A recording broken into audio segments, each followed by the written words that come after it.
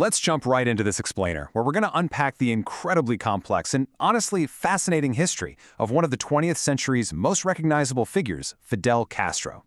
Now, whether he's viewed as a champion of social justice or a ruthless dictator, his impact on global politics is absolutely undeniable. Today, we're relying strictly on the historical record to see exactly how a young law student from a small Caribbean island managed to establish the Western Hemisphere's first communist state and literally reshape the Cold War dynamic forever. To really wrap your head around his outsized global impact, just look at the staggering number, 638. According to our sources, that's the estimated number of assassination attempts Fidel Castro actually survived, with the vast majority orchestrated by the CIA. I mean, think about that for a second. Exploding cigars, poison diving suits, mafia plots. The sheer volume of resources poured into removing him from power just goes to show what a massive threat he was perceived to be by Western powers. And this quote right here brilliantly captures why his legacy endures. Wayne Smith, the U.S. diplomat who spent a lot of time in Cuba, hit the nail on the head. Castro's historical relevance is deeply tied to the simple fact that he stood up to the United States and survived. He basically made defiance his trademark.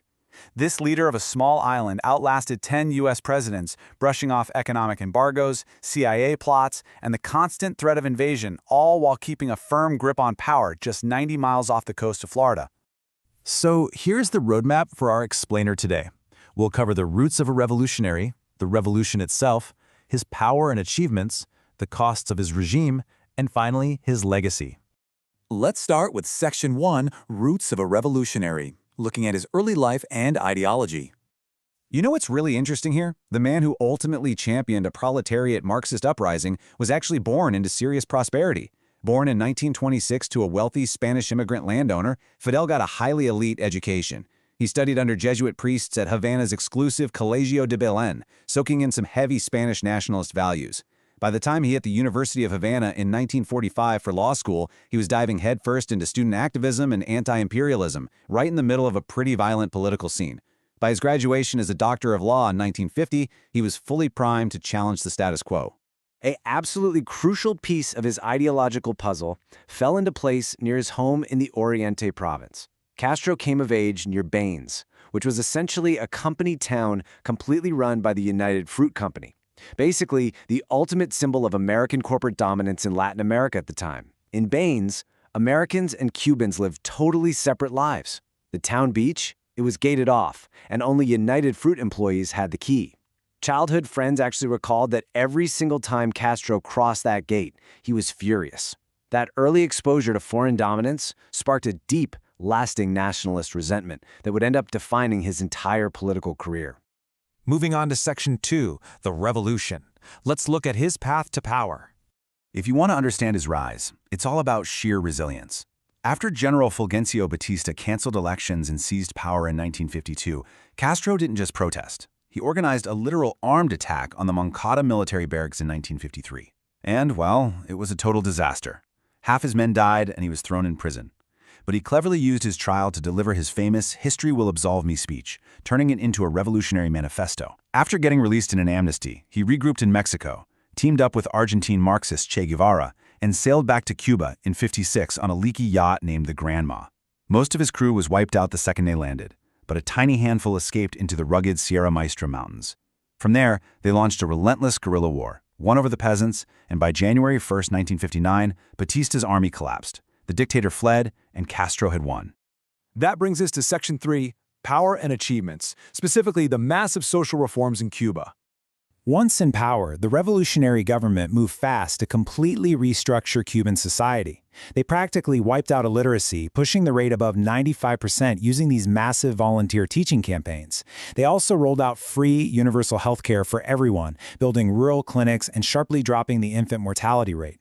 Before long, Cuba had one of the highest doctor-to-patient ratios in all of Latin America. On top of that, Castro really championed medical internationalism.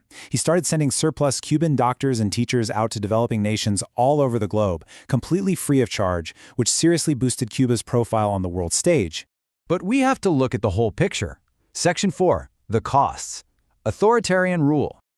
To keep the historical record perfectly balanced here, those undeniable social justice milestones sit directly across from some very severe human rights abuses. Castro locked down a strict one-party communist state. Our sources make it clear the cost of this total system overhaul included executing hundreds of political opponents early on and eventually locking up 40 to 50,000 political prisoners over the years. Independent journalism, heavily repressed. Press censorship was absolute, and dissent simply wasn't tolerated. With the state controlling every facet of public life, thousands upon thousands of Cubans chose to flee their homeland, creating a massive exile community over in the United States. And economically, things were just as messy. Thanks to the U.S. embargo, Castro's government had to lean hard on the Soviet bloc just to survive. They tried early on to diversify the economy, but they ultimately fell right back into a trap of relying on a single crop: sugar. They were basically trading sugar for Soviet oil and manufactured goods. Now sure, that guaranteed a market for a while, but it totally stifled industrial growth. So when the Soviet Union finally collapsed in 1991, the Cuban economy was absolutely devastated, plunging into what became known as the special period of extreme shortages. Which brings us to our final part today, Section 5, Legacy, the end of an era. Castro's grip on power lasted an incredibly long time, but biology eventually catches up with everyone. In 2006, dealing with a serious intestinal illness, he had to temporarily hand his duties over to his brother and lifelong co-revolutionary, Raul Castro. By 2008, he officially stepped down as president, wrapping up nearly 50 years of direct rule. He spent his final years in retirement, writing and meeting with foreign dignitaries before passing away on November 25, 2016, at the age of 90. His ashes were actually taken on a reverse route of his 1959 victory caravan before being entombed in Santiago de Cuba. So, this leaves us with the ultimate question: hero or villain? Looking at the impartial facts we've covered in this explainer, from his brilliant tactical victories and the huge leaps in literacy and healthcare, all the way to the severe suppression of human rights and crippling economic dependencies, how does history ultimately remember him? Was he a necessary champion of social justice for the developing world, or a ruthless dictator who impoverished his own nation just to keep absolute control?